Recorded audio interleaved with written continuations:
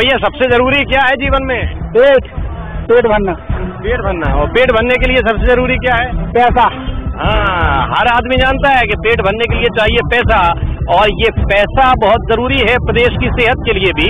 हम जहाँ मौजूद हैं वो एक ऐसे नेता की विधानसभा सीट है जो सिर्फ यहाँ का पैसा मैनेज नहीं करता है, बल्कि पूरे प्रदेश का वित्त संभालता है। वित्त मंत्री जयंत मलैया की ये सीट है। नाम है दमोह, और दमोह का कैसा है सियासी मिजाज ये आपको बताएंगे। लेकिन उससे पहले जरा जान लीजिए कि दमोह का वोटर क्या कहता है, चुनाव में मुद्दे क्या होने वाले हैं।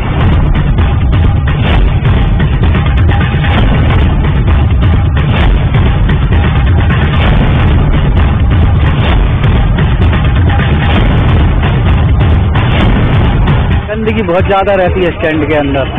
आदमी मजबूरी में बाथरूम करने जाता है, लेकिन उतनी ज्यादा बदबू है कि बाहर निकलने की दो पड़ती है। ये रोजगार ये सरकार से कुछ साधन नहीं मिल रहा है जी, फल फ्रूट दुकानी चला रहे हैं। न किसानों को कोई सब्सिडी चाहिए, न किसानों को कर्ज माफ चाहिए, मात्र किसानों को फसल का मूल्य मिलना चाहिए। मुख्यमंत्री महोदय ने वादा किया था शराबबंदी का भोपाल में 2015 फरवरी में।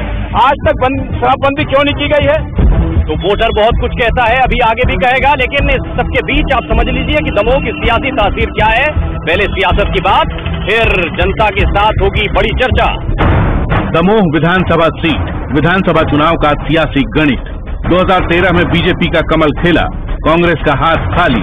बीजेपी के जयंत मलैया को 72,534 वोट, कांग्रेस के चंद्रभान भैया को 67,581 वोट। जयंत मलैया 4,953 वोट से जीते। कुल वोटर्स 2,10,834, पुरुष वोटर्स 1,11,792, महिला वोटर्स 99,036।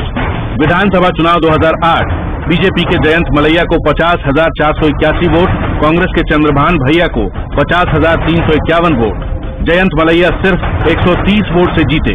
दमोह में पानी और उद्योग सबसे बड़ा मुद्दा, मेडिकल कॉलेज और उच्च शिक्षा बड़ा सवाल। नमस्कार, बहुत स्वागत है आपका।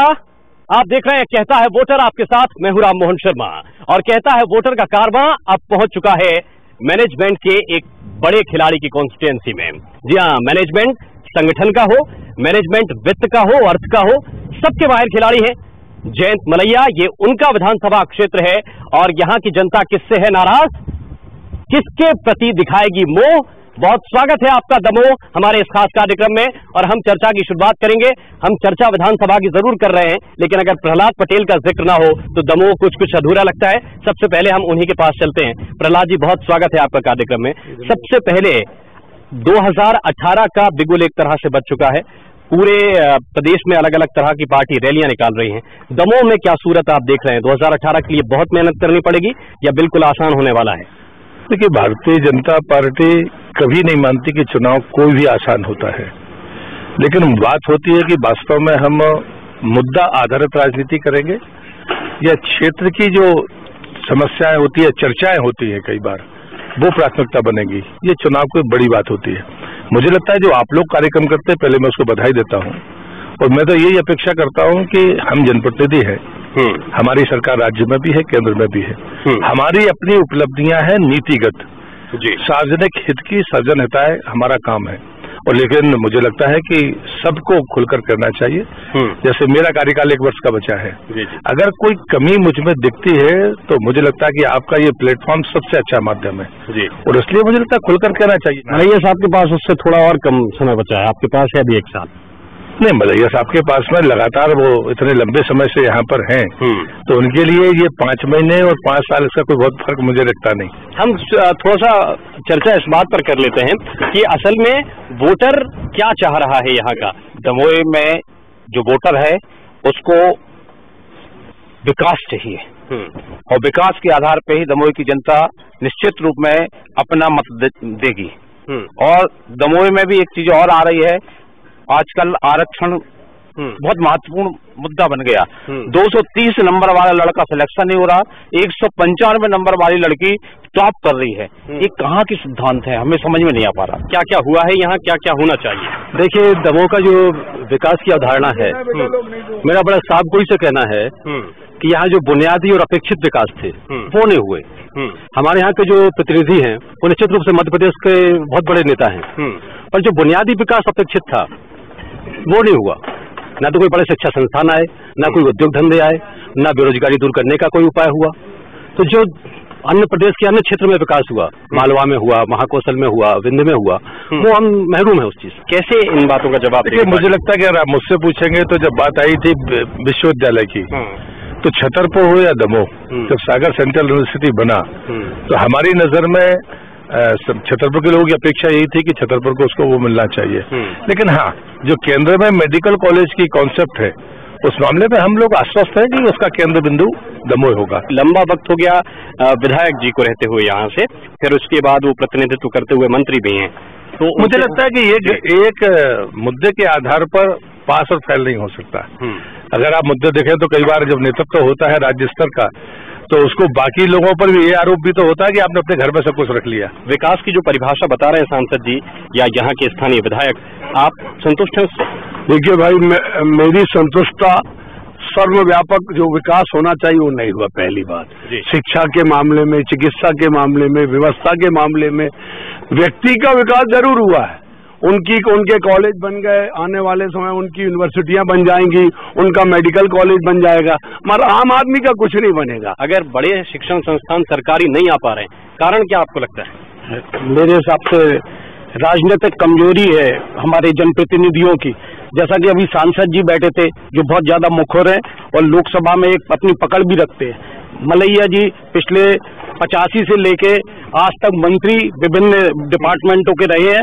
राजनीति शुरू करी थी पानी से, और आज भी दमोह की हाल उससे बदतर है। 35 साल पहले जो हालत थी, वो उद्योग मंत्री रहे, दमोह में एक भी उद्योग नहीं आया। पर्यावरण मंत्री रहे, धूल उड़ रही है पूरे दमोह में, और 428वें नंबर पे दमोह आया है साफ सफाई के मामले में।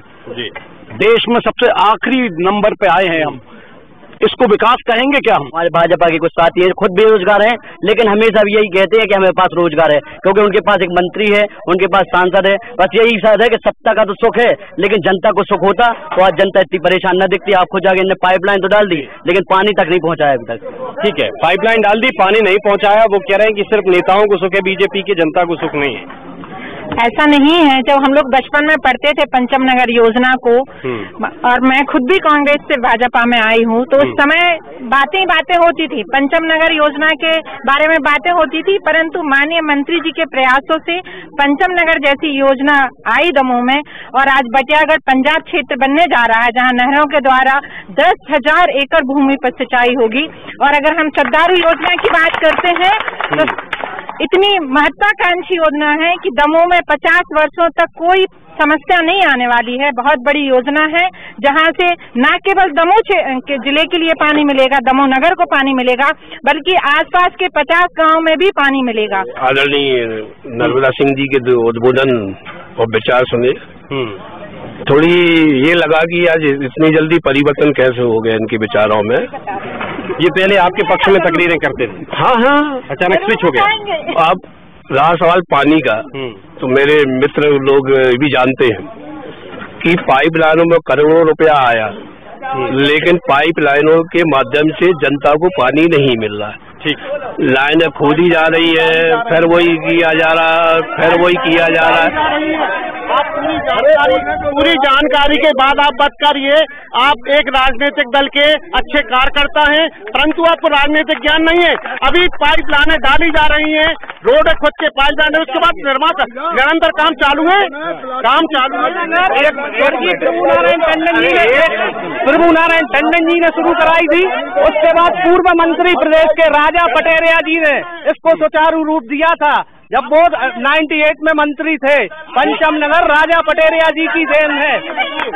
हाँ, एक मिनट, इधर से बताएं, इधर से आप हाँ भैया, जैसे कांग्रेस के कुछ वरिष्ठ लोगों ने अभी कहा कि दमोह में विकास नहीं हुआ, मैं बताना चाहता हूं कि कांग्रेस के जो वरिष्ठ लोग कह रहे हैं कि दमोह में विकास नहीं हुआ, वो लगभग उनके पूर्वज जो हुआ करते थे, वो सांसद भी हुआ करते थे यहीं दमोह से, और विधायक भी हुआ करते थे। जरूर उनका विकास हुआ है, टंडन बगीचा में हुआ है, पेट्रोल पंप के पास हुआ है, उनका विकास खुद का हुआ है।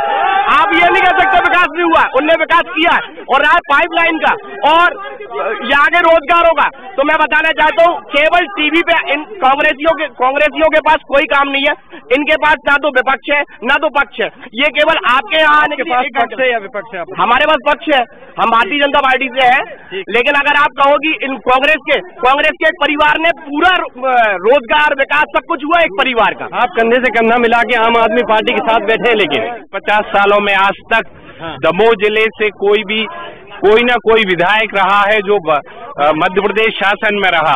तो मैं भाजपा और कांग्रेस वालों से ये पूछना चाहता हूँ कि मध्य प्रदेश के दमोह जिले में ऐसी कौन सी चीज आपको अलग दिख रही जो ये कहा जाए कि ये मंत्रियों का शहर है? ये दिखता नहीं है कि ये मंत्री जी का शहर है या एक मंत्री इतने साल से हैं, ऐसा कोई डेवलपमेंट दमोह का बता सकते हैं? देखिए, इनका ये कुंठित मानसिकता के लोग हैं जो ऐसी बातें कर रहे हैं। आज से जब 15 साल पहले भारतीय जनता पार्टी की सरकार आई थी, जौनपुर जाने में 4-5 घंटे लगते थे, सागर जाने में 6 घंटे लगते थे। पानी का ये हाल तक कांग्रेस ने ऐसी स्थिति करके रखी थी कि पीले कुप्पों का शहर कहा जाता था। आज पानी की समस्या के लिए बिजली की समस्या है, 24 घंटे बिजली यहाँ पर दमोह में प्राप्त हो रही है। सड़कें पूरी सुधर चुकी हैं। पूरे मध्य प्रदेश में सबसे अच्छा हॉस्पिटल जो है वो दमोह के अंदर सबसे अच्छा हॉस्पिटल चल रहा है। 200-300 बिस्तर का भी नया हॉस्पिटल स्वीकृत हुआ है।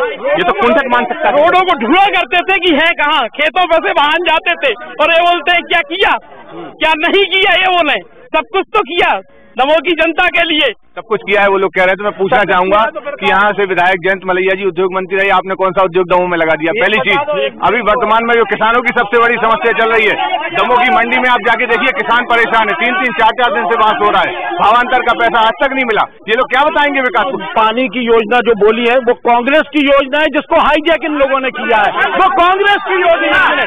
आप लोगों उद्योग नहीं आ पाया। अभी इन्होंने एक क्वेश्चन किया हमारे कांग्रेसी भाई ने कि शहर में खुदाई हो रही है, पूरे में धूल हो रही है, तो निश्चित तौर पर ऐसा कोई तरीका बता दे कि पाइपलाइन डल जाए, वो सड़क न खुदे। अगर इनके पास ऐसी कोई तकनीक हो, ये खुद स्वीकार कर रहे हैं कि पाइपलाइन डल रही है, रोड खुदी है। 60 लोग उद्योग में देखिए, माइसेम सीमेंट फैक्ट्री यहाँ पर दमोह की फैक्ट्री, उसको दोगुना करने का काम भारतीय जनता पार्टी सरकार के द्वारा किया गया है। जितनी उद्योग उसके द्वारा उद्योग क्षेत्र यहाँ पर बनाया गया, जिसमें लगभग 400 फैक्ट्रियां नई उसमें छोटे उद्योग डाले गए हैं। प्रधानमंत्री कौशल के माध्यम से हजारों लोगों को बेरोजगार डाली गई है, बोल रहे हैं छोटे। इसका मतलब है यदि 400 फैक्ट्रियां डाली हो तो दमोह में बेरोजगार तो होना ही नहीं चाहिए। छोटी फैक्ट्री, अरे छोटी बड़ी कोई फैक्ट्री बता दो ना, चलो दिखला दो। आप बताइए कि कितने साल में उद्योग ला पाएंगे? अब कितने हमारे यहाँ लघु उद्योग खोले, हमने उद्योग क्षेत्र बनाए। जब उद्योग मंत्री माननीय नहीं आते, बड़े उद्योग इन्वेस्ट के लिए हमारे यहाँ इतनी प्राकृतिक जो है वो चीजें नहीं है, इसलिए हमारे उद्योग नहीं आ पा रहे। लेकिन हमने जो जितनी उपयोग, इधर से भी आवाज उठ रही, बताएं शौचालय कहाँ चले गए? कौन कहा शौचालय कहाँ चले गए? कहाँ चले गए शौचालय? अरे कहाँ चले गए शौचालय? कहाँ चले गए शौचालय?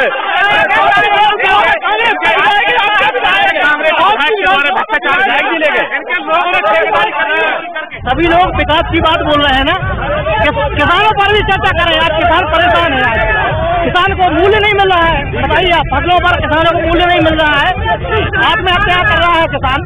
अगर किसानों को मूल्य मिले फसल का तो ये आत्महत्या रुक जाएगी।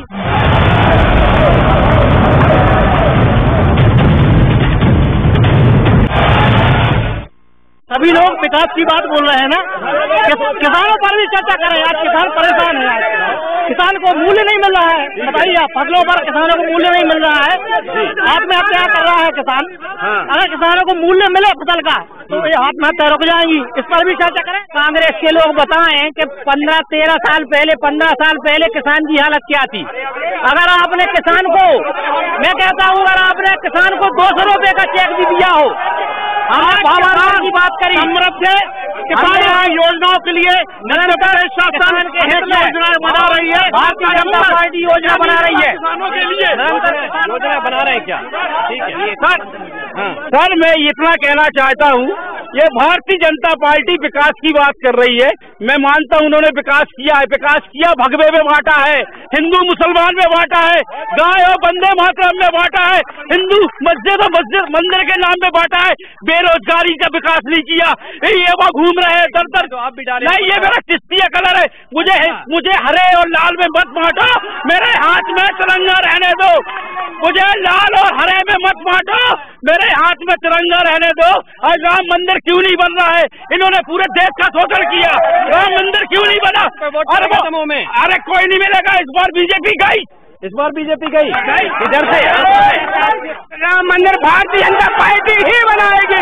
और अगर कांग्रेस राम मंदिर बनाने तारीख नहीं बताएगी, मैं कहता हूँ अगर कांग्रेस राम मंदिर के लिए तैयार है, राहुल गांधी घोषणा कराए संसद के अंदर राहुल गांधी अगर भारतीय जनता पार्टी कानून बनाएगी तो कांग्रेस के संसद के अंदर उस कानून का समर्थन करेगी। साल के विधायक ने क्या किया रोजगार के लिए? मैं पूछना चाहता हूँ कि संसद ने अगर विधेयक लाया तो राहुल गांधी सपोर्ट करेंगे? युवक को रोजगार दे रहे हैं, रोजगार दिया गया है, युवाओं को रोजगार दिया गया है। आरक्षण की जो नीति है कांग्रेस भी वही चलाती आ रही, बीजेपी भी वही चला रही। और आरक्षण जब तक रहेगा रोजगार सामान्य जाति के लोगों को नहीं मिलेगा।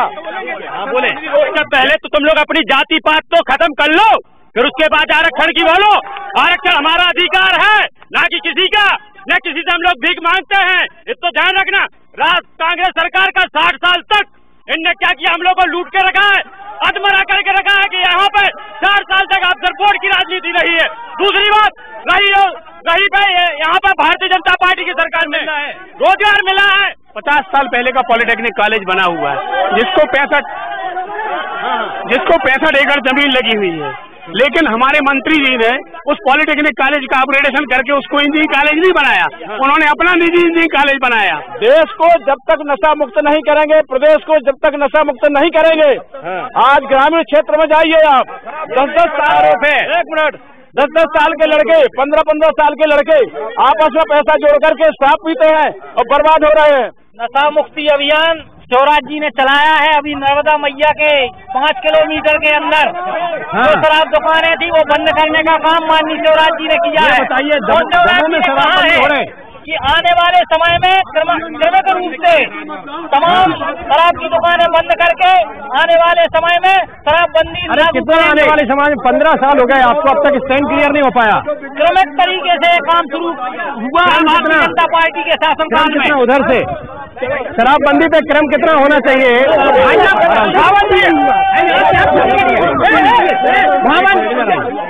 हाँ बोले आप। महामंत्री योजना ऐसी है, आज आपको पैसे की जरूरत है। किसान के घर में आज शादी विवाह है, 6 महीने बाद आप पेमेंट दे रहे हैं। अभी किसान आत्महत्या नहीं करेगा तो क्या करेगा? किसानों को क्या मिला है? बंदूक की गोली, पुलिस की गोली और रस्सी मिली आत्महत्या के लिए। मध्य प्रदेश में कुछ नहीं मिला। एक किसान को 1500 रुपए बिजली बिल लगना है, लेकिन बिजली कंपनी को 2500 रुपया किसान दे रहा। उसके बाद बिजली कंपनी 12,000 की मांग करके उसकी कुर्की करी, किसान ने फांसी लगाई। हम बात सुनने के लिए तैयार है, वो बात रखें। हो सकता है कहीं हम विकास में चूक रहे तो उसको सुधार सकते हैं। कह रहे हैं बिल बढ़े हुए आ रहे हैं, बिल बढ़े हुए आ रहे तो आप जाइए बिल सुधरवाइए। भी सही होंगे तो सुधरेंगे, नहीं होंगे तो नहीं होंगे। अभी आपको लाइट नहीं तो भुगतान करना पड़ेगा। विधायक से खुश हैं ना? विधायक से खुश हैं, किसी से खुश नहीं हो, खुश नहीं। देखिए क्या है, चाहे सरकार कांग्रेस की हो, चाहे बीजेपी को, चाहे आम आदमी की हो, इन्होंने ना जनता की समस्या देखी, ना स्टूडेंट्स की, ना चिकित्सा की। चिकित्सा, शिक्षा, किसान सब ये एक्सपेरिमेंट कर रहे हैं। ये सब सोच के वोट करेगा दमोह का वोटर इस बार? देखिए चुनाव तो में करता है नहीं। एक समस्या हम वोटरों की भी है कि बुद्धिजीवी वोट डालने नहीं जाता है। जो वोट एक्चुअली बुद्धिजीवी जो है वो डालता नहीं है, गलती है तक जाती है। नहीं, गलती जनता की भी है। बांधकपुर में मंत्री जी ने, ना सांसद जी ने कोई विकास कार्य नहीं करवाया। यहाँ जितने लोग बैठे संपूर्ण लोगों की आस्था व श्रद्धा का विषय है बांधकपुर। वो तो गोद लिया था सांसद जी ने। सांसद जी का गोद लिया हुआ ग्राम में आधे कार अधूरे पड़े हुए, उनके कोई कार्य पूर्ण नहीं हुआ। ये तो चन्ना उगाने वाले जाने तो कोई मतलब नहीं है। इनको तो पैसा चाह रहे चढ़ाव के नाम पे। खुद कमेटी में है, हम लोग नहीं है कमेटी में बांधकपुर ट्रस्ट में, न भाजपा न कांग्रेस। जो खुद भ्रष्टाचारी लाखों रुपया खा गए बांधकपुर को, विकास कहाँ से कर? कोई सांसद बर्दाश्त करेगा विकास? बुंदेलखंड पैकेज के लिए 6,000 करोड़ रुपए से ज्यादा का पैकेज आया था, जिसमें दमोह जिले को मिला था 600 करोड़ रुपए। सारी जितनी भी धनराशि आई थी भारतीय जनता पार्टी के कार्यकर्ताओं को गिफ्ट स्वरूप बांट दी गई। वो आप आज मैं बता रहा हूँ, मैं बता रहा हूँ, बांटी गई। मैं बता रहा हूँ, बताइए धनराशि तालाब खुदवाने के लिए आई थी, जो तालाब खुदवाने के लिए आई थी वो मशीनों से खुदवा दी, नहीं दिया गया। बहुत सारे आरोप है और आरोपों के साथ एक नई नई तस्वीर खींचने की कोशिश है कि विकास हुआ है या नहीं हुआ है। ये असल में वोटर दिल में रख के बैठता है और आखिरी दिन जाके वोट करेगा। मुद्दे आपके सामने हैं और इसी के आधार पर इस बार वोट पड़ने वाला है। दमोह से कहता है वोटर के कारवां में बस इतना ही। नमस्कार।